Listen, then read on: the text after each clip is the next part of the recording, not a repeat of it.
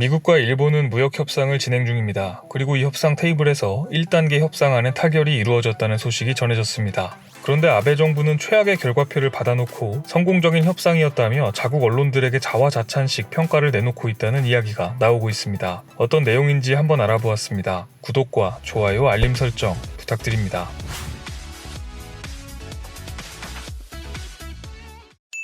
안녕하세요. 세상 모든 잡다한 지식을 알려드리는 잡시광입니다. 2019년 5월부터 시작된 미일 무역 협상의 1단계 협상안 타결이 이루어졌습니다. 협상의 고수인 트럼프답게 그간 미국은 일본과 무역 협상에서 진전이 없을 때마다 일본의 가장 치명적인 자동차와 환율 문제를 언급하며 협상 테이블에서 유리한 방향을 가져가고 있었습니다. 사실 일본 입장에서는 이번 미국과의 무역 협상에서 처음부터 얻어낼 것이 별로 없었습니다. 다만 막아낼 것만 많은 상황이었죠. 일본이 반드시 막아야 하는 것은 아베노믹스의 원동력으로 불리는 엔저 환율과 자국 산업 중 거의 유일하게 버티고 있는 자동차 산업입니다. 미국은 현재 일본산 자동차에 대해 2.5%의 관세를 부과하고 있습니다. 그리고 최근 무역 협상을 진행하면서 미국이 최대한으로 부과할 수 있는 25%까지 관세를 올릴 수 있다고 일본을 압박하였었습니다. 미국은 전 세계 최대 자동차 시장이기 때문에 일본 자동차가 미국 시장에서 관세가 더 붙는다면 가격 경쟁력은 떨어지게 되고 많은 일자리를 창출해내는 자동차 산업이 무너진다면 그야말로 일본 경제에 치명타가 될 수 있습니다. 이는 곧 아베 정부의 지지율 하락으로 이어지겠죠. 미국은 최근 중국과 무역 전쟁을 진행하면서 콩이나 옥수수 같은 농산물들의 수출이 여의치 않은 상황입니다. 그리고 미국 농부들은 트럼프의 지지 기반입니다. 미국 입장에서도 엔저 환율 문제는 마지막에 사용할 초강력 카드이기 때문에 환율 문제는 아껴두어야 합니다. 결국 미일 무역 협상에서 트럼프와 아베는 본인들의 지지율을 두고 줄다리기를 하고 있는 것이죠. 그리고 이 줄다리기의 전략은 사실 간단합니다. 일본은 자국 시장을 최소한으로 내주면서 자동차를 지키면 되고 미국은 일본의 자동차를 건드리면서 최대한 일본 시장에 농산물을 수출하면 되는 것이 목표입니다. 그리고 미일 무역 협상의 1단계 협의 결과는 트럼프가 완벽히 승리한 것으로 보입니다. 도널드 트럼프 미국 대통령과 아베 신조 일본 총리는 현지 시간 25일 유엔 총회가 열리는 뉴욕에서 정상회담을 갖고 일부 농산물과 공산품의 관세를 없애거나 낮추는 합의안에 서명했습니다.